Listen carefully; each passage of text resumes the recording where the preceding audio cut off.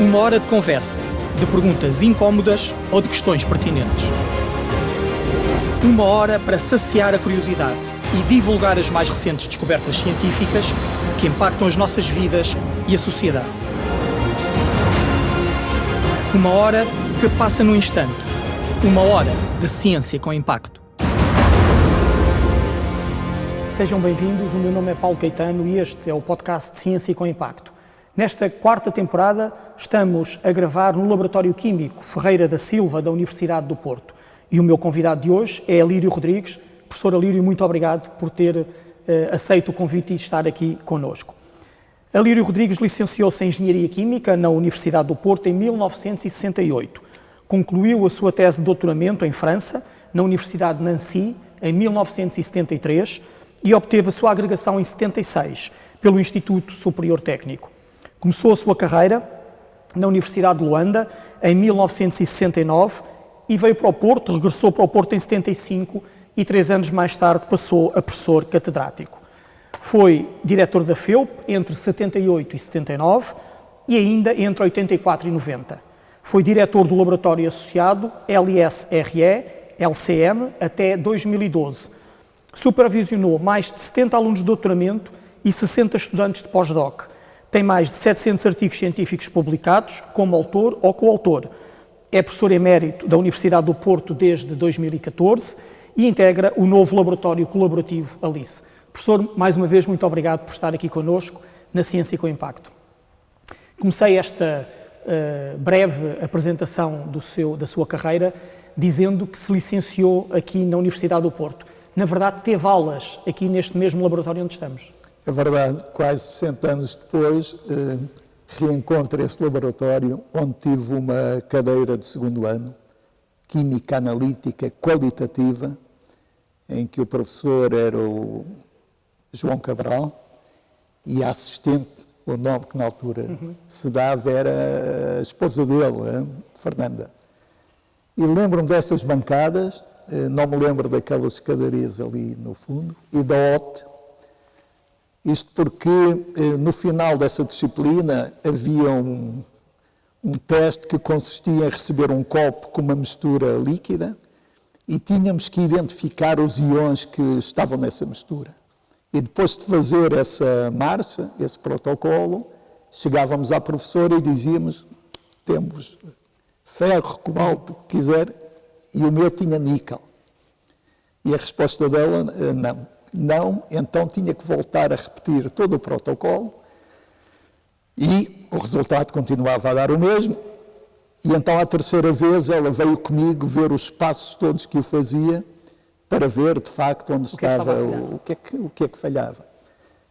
Não falhava nada, porque a mistura que ela me deu não tinha níquel, mas naquela OTA ali atrás, fazíamos uma operação, tínhamos que aquecer lá a mistela e segurar com uma garra, e a garra era velha, e então as escamas havia contaminação. De níquel caíam no gobelé, se calhar alguma pequena escama, e dava um precipitado muito bonito. Então essa é a recordação que eu tenho aqui deste laboratório. Dessa cadeira de Química Analítica Qualitativa. Não estava em tão bom estado, porque ele foi recuperado recentemente. Não, as bancadas e OT, tudo bem, mas as diferenças é que o pé direito não estava todo descoberto, porque deve ter havido aí qualquer coisa que puseram a separar para usar a parte superior como gabinetes. Sim. É a ideia vaga que eu tenho. Não é? Professor, sei que o seu paper mais recente é sobre a engenharia de perfumes e aromas. São mais de 20 anos de investigação que leva nessa área. Que tipo de engenharia é esta? É algo que nos surpreende quando estamos a falar de engenharia, de repente estar aqui perante um especialista em perfumes e aromas. Isso foi uma ideia que surgiu ainda na Faculdade de Engenharia da Rua dos Bragas, no final dos anos 90, ao receber uma estudante de pós-doc que tinha um interesse em ser empresária. E tinha interesse nesta área de perfumes. E então foi assim que nasceu. Foi de facto com essa doutora, a Vera Mata, que iniciámos este caminho na engenharia de perfumes. De facto, a engenharia química pode contribuir nessa área, porque quando a gente cheira um líquido, um perfume, a questão é como é que eu posso prever o que vou cheirar? Se eu misturar limoneno, lembrar limão, ou cítrico, geraniol, vanilina, o que é que eu cheiro? São estes 3 componentes mais etanol, e então foi possível desenvolver uma metodologia capaz de prever para cada composição da mistura o que é que se cheira. Qual o resultado final? Exatamente. E isso que é feito para ilustrar com 3 ou 4 componentes, depois pode-se estender pode a 10, 20 e neste momento foi qualquer coisa que a engenharia química pôde deixar uma marca e isso foi bastante bem recebido. Eu lembro-me, claro que perfumes é uma coisa apelativa, as televisões falam, os jornais falam, tema sexy. Mas jornais como The Economist tinham uma página sobre a pesquisa feita cá, Corriere della Sera. Estou-me a lembrar assim de 2 que se interessaram pelo tema. Isso depois continuou e até hoje. Eu até trouxe aqui, encontrei no meu gabinete isto foi no Congresso Mundial de Perfumaria, em Cannes. E isto é de uma empresa de perfumes, a Symrise. Na altura estávamos precisamente a desenvolver essa metodologia e ainda apanhei um susto ao ver isto, porque pensei, afinal, eles têm exatamente qualquer coisa de parecido, mas não. Estas ferramentas de engenharia que permitem sintetizar em laboratório os aromas são importantes porque podem evitar também alguma predação de fontes naturais, não é? Porque inicialmente os perfumes são feitos com aromas naturais, portanto, com coisas sacadas à natureza, de origem animal ou de origem vegetal. Sintetizando em laboratório, podemos minimizar esse impacto sobre a natureza, ou não? Não, o tema, quer dizer, há componentes de perfumes que são de origem, que são naturais, outros sintéticos ou semissintéticos, enfim. Quando começámos a nossa pesquisa aqui, de facto, fizemos extração de aromas de plantas aromáticas, como no caso o limoneno, é da casca de limão, mas o geraniol, o óleo de gerânio, portanto, uma fonte vegetal, a vanilina, que é outra nota de base fazemos no laboratório a partir da lignina, que é um dos componentes da madeira.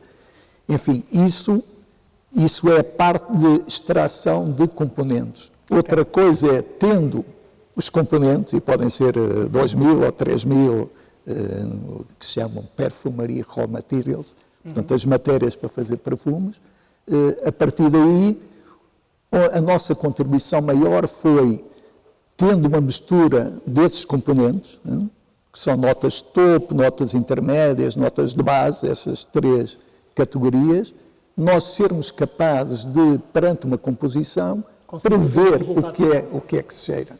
Essa é a contribuição nossa. E sei que não foi só essa contribuição, porque deste trabalho surgiram spin-offs.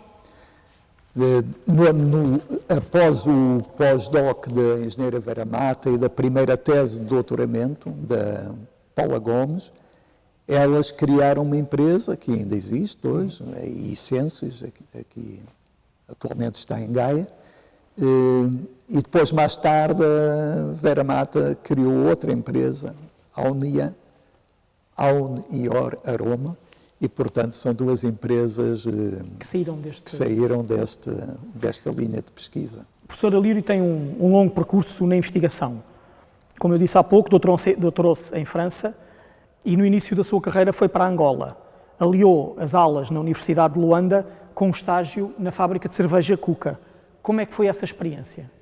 Realmente eu fui para Angola por uma razão muito simples, é que na altura quem não tivesse a tropa feita, conforme se dizia, estávamos na guerra colonial, tínhamos que fazer a tropa primeiro até poder entrar numa carreira profissional. E houve uma oportunidade de ir para Luanda fazer uns estágios na indústria, remunerados, creio que pelo Ministério da Economia, e essa foi a razão da minha ida para Luanda. E comecei pela fábrica de cervejas Cuca, depois, mais tarde, alguns meses, na refinaria que na altura se chamava Fina, agora é Sonangol. E foi durante essa estadia que surgiu a oportunidade de começar a dar aulas na Universidade de Luanda. E depois, contratado pela Universidade de Luanda, o que fez com que fosse adiando o serviço militar. E como fui logo de seguida fazer o doutoramento para Nancy, fiquei até aos 30 anos, apesar de, durante o doutoramento, não poder regressar a Portugal.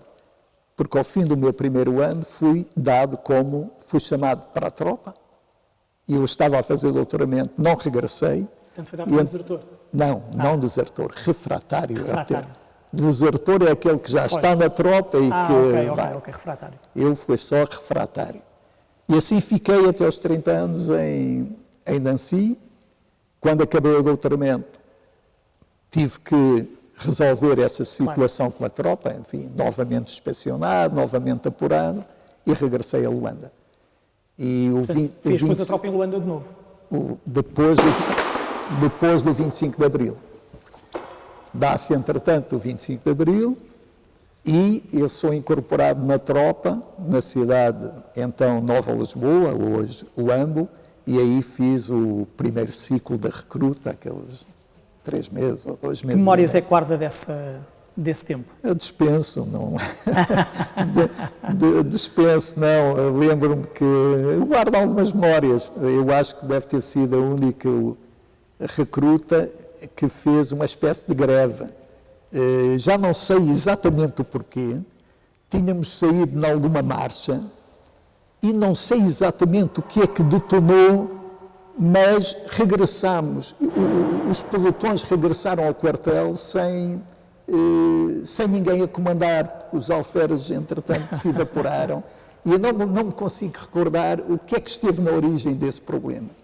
Mas o certo é que regressa a tropa dos pelotões sem comando e, na altura, aquilo foi o pânico, e o que é que resolveram? Resolveram dar-nos uma folga, sei lá, o fim de semana prolongado, para ver se aquilo acalmava. E lá fomos todos para Luanda, e quando regressámos depois ao quartel, tínhamos lá o comandante-chefe lá de Angola, enfim, todos os generais a dar uma lição à malta, não é? Que a tropa era a instituição mais democrática. E tive que levantar o dedo e perguntar, será que quer dizer autocrática? Enfim, coisas impensáveis que não se repetiram, porque depois, tanto quando sei, aqui há algures aqui em Mafra, na recruta cá, no continente, a tentativa de fazer uma brincadeira dessas resultou mal e o pessoal passou toda soldado. Sim. Enfim, as recordações da tropa foram essas. O segundo ciclo da recruta foi já em Luanda, na especialidade de minas e armadilhas, mas eu estava no quartel e acabava por fugir para ir dar aulas, até que oficialmente a tropa me deixou mesmo ficar destacado na universidade. Não estava desligado da tropa, mas podia dar aulas, e um mês antes da independência disseram-me que podia regressar E aí regressa para o Porto? Regresso, não para o Porto, fui dar aulas para Évora. Na altura chamava-se Instituto Universitário de Évora. Estive lá até agosto, a altura em que fiz a agregação no Instituto Superior Técnico, quando estava em Évora. Portanto, foi útil, além de conhecer o Alentejo, é sempre agradável, e ter provado caracóis pela primeira vez, não é? Tinha conseguido resistir durante a estadia em Nancy aos escargots, que eles comiam muito. Sim. Mas no Alentejo acabei por provar, e creio que em agosto ou setembro, então, comecei na Faculdade de Engenharia do Porto. Como é que foi a adaptação aqui, neste regresso ao Porto? E é aqui que retoma a sua investigação também, não é? Sim, sim. Aqui praticamente no tempo atribulado depois do regresso de França a Luanda e Évora, a Luanda estava a começar a lançar as bases para a investigação, de compra de equipamento e tal, que acabei por não utilizar. Claro. No regresso, e então quando cheguei ao Porto começámos do zero. Quais é que são as suas primeiras tarefas aí, quando regressou aqui ao Porto, em termos de investigação? Foi relativamente fácil, porque a gente, para progredir, os antigos economistas diziam que eram precisos 3 M's, que era man, gente, recursos humanos, money, dinheiro e machines. A gente só tinha o man, os recursos humanos, mas tínhamos algum conhecimento. E então havia o que se chamavam assistentes, que eram engenheiros que davam aulas e que não faziam doutoramentos, fazia-se pouco em Portugal na altura, e foram esses 3 primeiros estudantes de doutoramento que eu tive. Portanto, foi bom porque não tive que andar à procura de recursos humanos, eles estavam ali, foi o Carlos Costa, o Rui Boaventura e o Zé Miguel Loureiro, portanto, eram os 3 assistentes, e começámos com trabalho de investigação que não envolvia equipamento muito grande, havia um espectrofotómetro lá no laboratório, umas colunas tivemos que arranjar em perspex, era preciso uma bomba, e depois tive um apoio da Fundação Gulbenkian, que agora na altura era escudos e contos, não é? Que pode ser pequeno, mas que foi importante. Permitiu comprar uma bomba, um reator, enfim, algumas peças de equipamento que me permitiram, de facto, lançar a investigação. Nos anos 90, damos aqui um salto no tempo, nos anos 90 o professor e a sua equipa entraram muito na área da biorrefinaria, trabalhando com celulose e pasta de papel. Nesta área, tem em vista, o seu trabalho nesta área tem em vista produtos com alto valor acrescentado, é isso? Que tipo de produtos é que estamos a falar? Isso na altura não se falava em biorrefinaria, estamos a falar do 90, e isso acontece um pouco por acaso. Foi um convite que chegou de um programa CITED, um programa CITED quer dizer Ciência e Tecnologia para el Desarrollo, que foi um programa que a Espanha criou para celebrar a descoberta da América, os 500 anos da descoberta da América, e que envolvia a Espanha, Portugal e os países da América Latina, que vão até o México. E apareceu um convite para participar num projeto que era de obtenção de produtos de alto valor agregado a partir da lininha, que é um dos componentes da madeira. E aí é que vem a relação com a indústria da celulose e pasta de papel. Sim. Porque quando se faz pasta de papel, há que retirar da madeira que tem celulose, hemicelulose, lininha. A primeira coisa é tirar a lininha. Porque a lininha, se puser na mão, parece terra, tem uma cor escura e não interessa. E essa lininha, nas fábricas de celulose, como estas que há aqui perto, em Estarreja, são queimadas. E essas fábricas são geradoras de energia, claro, que depois são injetadas na rede. Portanto, do ponto de vista energético, aquilo funciona bem. Sim. E a nossa ideia era retirar uma fração dessa lininha que é queimada para fazer coisas de valor acrescentado, como vanilina, que era um dos componentes dos perfumes. E essa linha começou porque, na altura, são coincidências da vida, houve um brasileiro que se candidatou a fazer doutoramento e foi ele que fez a primeira tese de doutoramento nessa área. E depois continuou, enfim, continuamos à volta dessa linha de obter coisas como vanilina, seringaldeído, enfim, depois fazer poliuretanos. Pois é isso que eu lhe ia perguntar. Estes materiais biológicos também podem entrar na produção de químicos como os poliuretanos, não é? E esse trabalho é feito mais por uma colega minha no Instituto Politécnico de Bragança. Ela fez o doutoramento aqui no Porto com um colega meu e é conhecedora dessa área de poliuretanos e então em Bragança tem continuado essa linha de pesquisa. A sua carreira, enfim, divide-se por uma série de temas de interesse. Estava aqui a ver os meus apontamentos e outro das suas áreas preferenciais de investigação são, ou foram, ou são ainda, os processos cíclicos de adsorção, como o SMB. O interesse que o acompanhou desde os seus tempos de doutoramento. A minha tese de doutoramento acaba por ser dentro dessa área. A operação era um processo de separação, que é a permuta iónica, né? Coisas tão simples, a água que a gente bebe, quando bebe, se calhar tem que passar por alguns processos ditos de amaciamento, que é retirar o cálcio, o magnésio, e isso vem do tempo da minha tese. E ao chegar cá, os primeiros estudantes de doutoramento, um deles foi pela área de adsorção.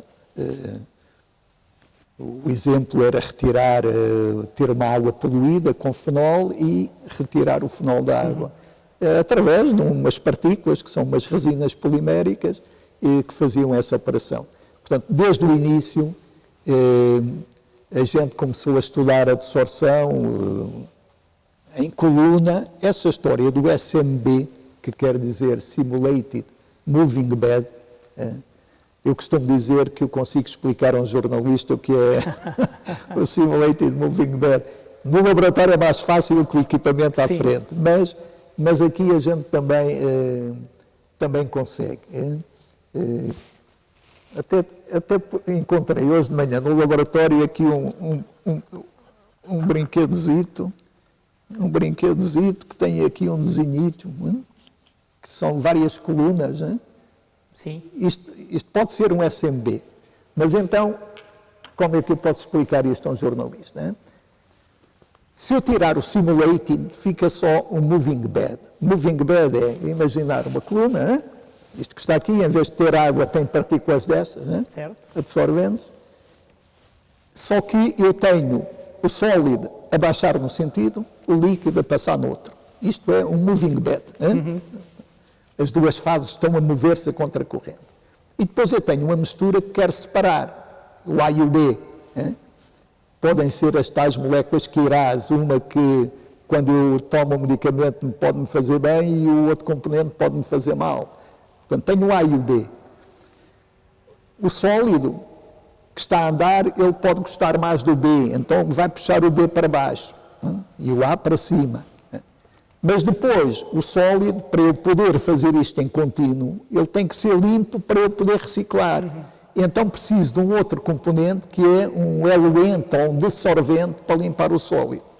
Então tenho uma alimentação com dois componentes, tenho o dissolvente para regenerar o sólido e tenho os produtos que saem em duas correntes. O mais retido sai num lado e o menos retido sai no outro. Isto é o moving bed. Só que este movimento causa atrito entre as partículas ou abrasão do equipamento e então não é conveniente. Então houve um fulano que teve uma ideia genial, que é, ok, eu vou simular o moving bed, mas mantendo o sólido fixo dentro das colunas, que é o tal desenhito que eu lhe mostrei ali com 8 colunas. E como é que eu simulo o movimento do sólido? Fazendo mudar a posição das correntes de entrada e de saída de tempos a tempos. De ΔT em ΔT, a alimentação estava aqui, salta uma coluna. E assim por diante. E isto é como se eu simulasse o movimento do sólido. Esta ideia foi de um tipo brilhante, que estava numa empresa. Ele foi professor do MIT, creio, mas estava numa empresa que se chama UOP, Universal Oil Products. E a tecnologia existe na indústria química desde os anos 70, para aí 50 anos, e havia uma unidade industrial aqui em Lessa da Palmeira, na refinaria na fábrica de aromáticos da Petrogal, para separar o paraxileno dos isómeros de xilenos. Só que nos anos 90, final dos anos 90, nós entramos num projeto europeu liderado por um francês para a aplicação na indústria farmacêutica, para separar as tais moléculas quirais.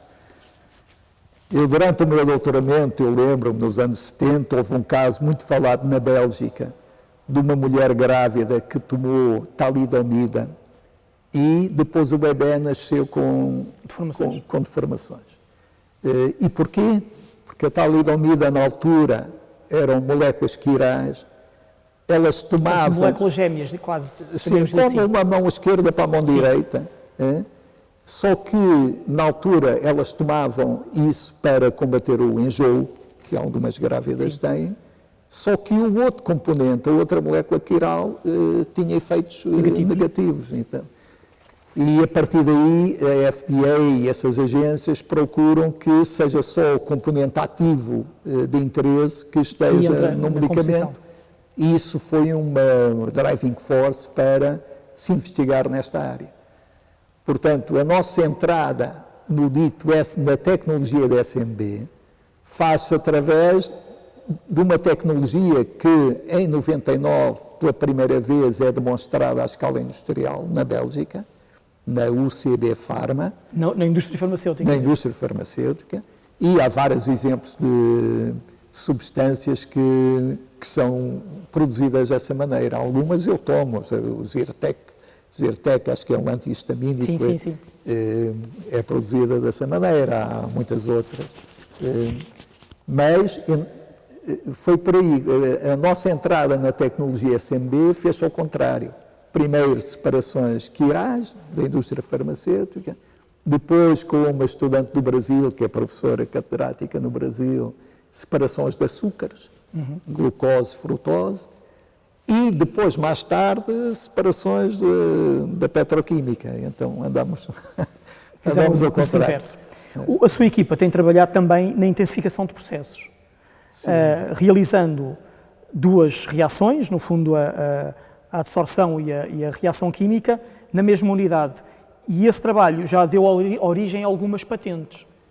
Sim, a tecnologia é a mesma. O equipamento que está no laboratório é o mesmo, tudo se passa ao nível das partículas que são metidas dentro dessas colunas.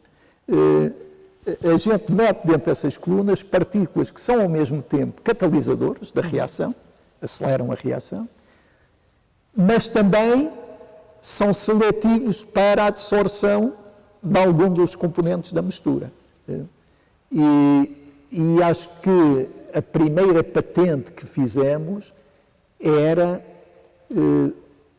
na produção de acetais, que são coisas que se obtêm fazendo reagir um álcool, etanol, e um aldeído, acetaldeído, e o produto era usado como aditivo, podia ser usado como aditivo para diesel, para combustíveis. E isso foi de facto patenteado. Isso é outra história, a história das patentes, porque não sei se foi das primeiras patentes assim internacionais aqui na universidade, que foi mantida por uma empresa de engenharia portuguesa, a Tecnoedif, durante 3 anos. Os custos de manutenção das patentes são bastante caros quando não são limitados a Portugal. Depende das geografias, claro, onde queremos estar. Portanto, aquilo estava no Brasil, nos Estados Unidos, na Europa, enfim, eram à volta de 10 mil euros por ano. Portanto, deixámos cair essa patente ao fim de muitos anos, porque, entretanto, acrescentámos qualquer coisa que foi combinar essas duas operações com uma terceira, que é permeação através de membranas. E daí a tecnologia se chamar PERM-SMBR, que é o Simulated Moving Bed, da origem, o R é de reator, e agora tem o PERM de permeação das membranas. E a ideia qual era? Era como um dos produtos nessas reações é a água. Se a gente tivesse uma membrana que deixasse passar a água, ainda facilitava mais a operação. E foi assim que a ciência é feita desses espaços. Outro tema que eu acho muito interessante e particularmente atual, e onde o professor e a sua equipa têm trabalhado, é a captura e a utilização de CO2. Antes do mais, explique lá a quem nos segue como é que se captura o CO2. O CO2 faz-me lembrar uma ida aqui ao Monte da Virgem, a um programa de televisão que na altura, eu não lembro o nome, mas sei que a pessoa que estava lá era o Alexandre Quintanilha, que estava nesse programa e convidou-me para ir lá. Eu fui com o Carlos Grande, que era um estudante de doutoramento, que depois fez pós-doc, e depois com a crise de 2008 ou 2011, que foi o momento em que nós perdemos, só no ano perdemos 10 dos melhores investigadores. Ele foi para a Noruega, foi para o Sintef, e agora já é público, vai para a Arábia Saudita, para o KAUST, certamente, pelo menos do ponto de vista financeiro, deve ser bom. Sim. Ora, o CO2, existe já tecnologia na indústria para capturar CO2. A que estava mais à frente não é adsorção com D, é absorção com umas soluções líquidas contendo aminas, né? Que tem alguns inconvenientes, e a adsorção, entretanto, começou também a posicionar-se como tecnologia para captura de CO2. Portanto, há que ter um material, tudo passa por um material, um adsorvente, onde o CO2 é selectivamente fixado, e se estivermos a capturar CO2 a partir de um gás de chaminé numa power plant, quer dizer, deixa o azoto passar e fica com CO2. Só que não há só CO2, depois há também outros contaminantes, uns óxidos de azoto, óxidos de enxofre, enfim. Mas no princípio é isso. No princípio é... E que potenciais utilizações tem este CO2 que é capturado? Esse é o problema maior, porque os projetos que há de captura, há captura e armazenamento, muitas vezes em sítios onde houve outras coisas, houve gás natural ou aquíferos, salinos, e fica aí armazenado. Outra coisa é ter a captura de CO2 perto de alguma fonte de utilização, há algumas reações químicas que utilizam o CO2, mas a gente tem que ter presente que os processos industriais existentes atualmente que usam CO2 representam uma fração muito pequena do CO2 que é capturado. Essa é uma então, há uma diferença muito grande entre o CO2 capturado e aquele que pode ser reutilizado, que tem potencial para outras utilizações. Mesmo que a gente tivesse a captura de CO2 perto de uma indústria que utilizasse o CO2 para produzir outra coisa qualquer, esse balanço é um balanço que não é desigual, e, portanto, o armazenamento vai ter sempre que existir. E, portanto, o armazenamento, como o professor dizia, é feito em locais... geológicos, em locais desses. Que já foram explorados e, portanto, de alguma forma ficaram vazios, ficaram as cavidades, chamemos-lhe assim, para simplificar, e aí pode ser armazenado o CO2. Mas sei também que a microcapsulagem acaba por estar relacionado com este tema, e sei que tem trabalhado nela nos últimos tempos. O que de alguma forma nos traz de volta ao início da nossa conversa dos perfumes, não é? Porque sei que o vosso primeiro projeto com microcápsulas foi com a indústria têxtil. Foi um projeto, a ideia desse projeto é da Vera Mata, com quem tínhamos iniciado o trabalho nos perfumes, e ela, conversando com o diretor do CITEV na altura, em Famalicão, acho que era o engenheiro Brás Costa na altura, acabou por montar um projeto que envolvia a Faculdade de Engenharia, envolvia o CITEV e envolvia uma empresa ali na zona da Covilhã, que é a Penteadora. E a ideia era produzir fatos perfumados para homem. Bem, o projeto, depois foi um projeto atribulado, porque, entretanto, havia várias pessoas na equipa, e, entretanto, a Vera, que tinha sido A geradora da ideia teve uma gravidez de risco que obrigou a estar deitada durante vários meses. E, em algum momento, o projeto esteve tremido porque os outros parceiros, o CITEV, estavam preocupados com a equipa da Faculdade de Engenharia, como é que seria. E a maneira que eu consegui dar a volta foi que, ok, a Vera está de baixa, mas a Paula Gomes, que tinha sido estudante de doutoramento, assumia esse lugar, que era parte da contribuição, digamos, dos perfumes que iam ser encapsulados. A parte dos polímeros, tínhamos que fazer microcápsulas em que a parede da cápsula era polimérica, era poliuretano-ureia, e aí a Filomena, que está no Instituto Politécnico de Bragança, resolvia esse problema, porque tinha saído outro componente da equipa que era dessa área. E então houve uma reunião que eu lembro-me de ir a Famalicão. Eu penso que aquela reunião estava planeada para ser a dissolução do projeto, mas eu cheguei lá e disse, ok, a equipa é reconstituída, porque a parte dos perfumes a Paula Gomes toma, e a parte dos polímeros a Filomena Barreiro toma o lugar. E eles ficaram com o ar de surpreendidos, porque estava o representante lá da Covilhã, era um engenheiro fiadeiro, na altura, que estava ligado à penteadora, creio. E ele disse, então qual é o problema? Portanto, a coisa morreu ali porque a equipa estava reconstituída e o projeto foi. E foi até o fim. Chegámos a ter fatos perfumados? Chegámos a ter tecidos perfumados, mas o problema é que a gente fazia a produção de microcápsulas num reator que temos lá, de 2 litros, mas a quantidade de microcápsulas que era preciso para o teste industrial, teste à escala industrial, obrigava a repetir o procedimento para aí 15 vezes. Fazer a mesma produção, produzir microcápsulas, lavar, etc., 15 vezes, para juntar e ter a quantidade, os 2 ou 3 quilos de microcápsulas para ir fazer um teste.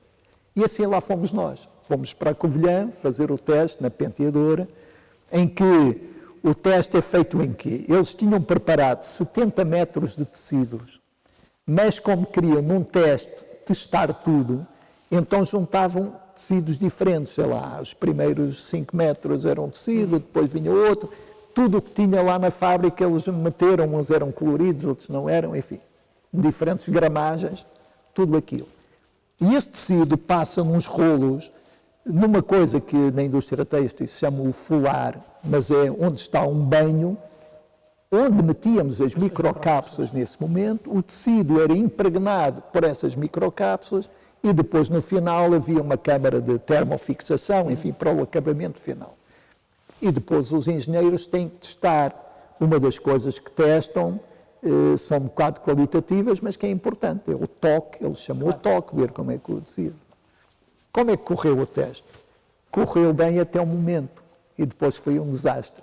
Portanto, os primeiros tecidos que passaram, ficou tudo bem, mas eles tiveram a má ideia de ter metido pelo meio uns tecidos com cores que foram desestabilizados ao passar naquele banho, portanto, largaram cor para o banho, foi desestabilizado e a partir daí nada se podia fazer, porque o banho fica desestabilizado e então o tecido aparecia com umas resquinhas paralelas, que eram as microcápsulas bem ali metidas. Conclusão, projeto, sim, foi interessante, foi pena o teste final não ter aproveitado os 70 metros de tecido, mas só... Mas sei que apesar desse desaire, chamemos-lhe assim, vocês não desistiram e continuam a trabalhar este tema das microcápsulas e diria até que o tema evoluiu para soluções mais amigas do ambiente. E está a trabalhar agora como aluna de doutoramento, cujas perspectivas são de aplicação destas microcápsulas à indústria cosmética. A gente evoluiu Portanto, mudaram o tipo de cápsula, não é? Sim, a primeira fase foi ainda ligada à indústria têxtil. Essa estudante que veio do Egito, de American University of Cairo, ela, para aplicações com algodão na indústria têxtil, mas usando coisas mais amigas do ambiente, usando quitosano, goma arábica, enfim, materiais mais amigos do ambiente, fez encapsulação também de limonene e enfim, desse tipo de substância. Quando regressou agora para o doutoramento, ela afasta-se da aplicação na indústria têxtil e procura mais aplicações na área da cosmética ou de farmacêutica e então tenta encapsular coisas como encapsular, mas com outro tipo de emulsões, é uma coisa que se chama picking emulsions, né? Para aplicações, de facto, nessa área atualmente está a encapsular a CBD, que é uma coisa da cannabis, né? E que está na moda, né? Dizem que é para usar em cremes e loções. Sim, a ideia é coisas mais amigas do ambiente e aplicações em cosmética. E é assim que a química se vai misturando nas nossas vidas e vai nos influenciando, não é? Sim, a química está em todo o lado. Não é? Então...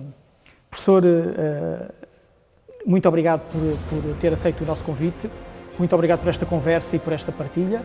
E Ciência com Impacto despede-se. Regressamos na próxima semana com um novo tema e com outro convidado. Muito obrigado. Ciência com Impacto é um projeto que conta com o apoio da Bondalti, a maior indústria química portuguesa.